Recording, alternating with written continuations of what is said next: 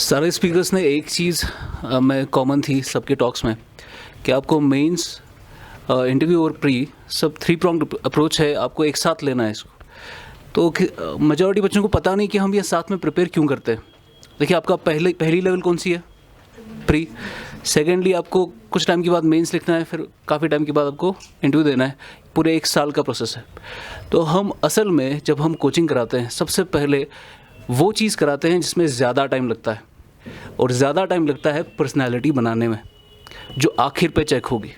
क्योंकि वो आखिर पे चेक हो रही है, आपको एक टाइम मिलता है, 1 साल का टाइम मिलता है जहाँ पर आपको डेवलप कर सको। सेकेंडली, ज़्यादा टाइम किस में लगता है? आंसर लिखने में, वो आर्ट डेवलप करने में।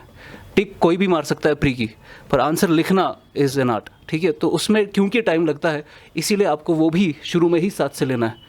फाइनली प्री से 4-5 मंथ्स पहले आपको थोड़ा अपनी ओरिएंटेशन चेंज करनी है, जहाँ पर आप काफ़ी सारे MCQ सॉल्व करेंगे।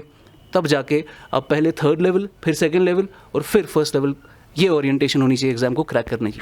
And one more thing I like to say कि जैसे अभी ने कश्मीर पे पूछा, you stood up and you said, अब सबको ये आदत डालनी पड़ेगी। In my interview I was asked to do the स्वॉट analysis of civil services for 1 minute, and I believe कि आप लोग तो अभी बहुत कंफर्टेबल स्पेस में बैठे हुए हो अपनी अपनी जगह। I was the only one sitting in front of a panel of 9 members plus a psychologist, and then you were asked to speak there.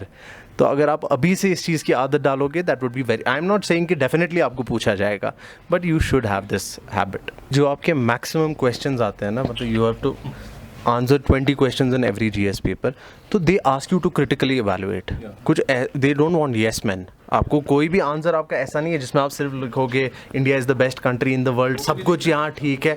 You don't have to write that. Obviously जब आपको किसी scheme पे question पूछा गया, for example हमारे mains में there was a question in GS paper 3 on Kisan Samman निधि, ठीक है? ये तो गवर्नमेंट की स्कीम है, तो आप बोलोगे कि आपने तो अभी बोला कि हम अगेंस्ट, बट आपको उसको क्रिटिकली इवेलुएट करना है, आपको लिखना है वहाँ पे कि स्कीम में क्या प्रॉब्लम्स है, क्या नहीं है। You have to mention that, and finally you have to conclude in a manner which is optimistic, जिससे इसलिए हम उसको हमेशा वे फॉरवर्ड बोलते हैं कि it should always B positive.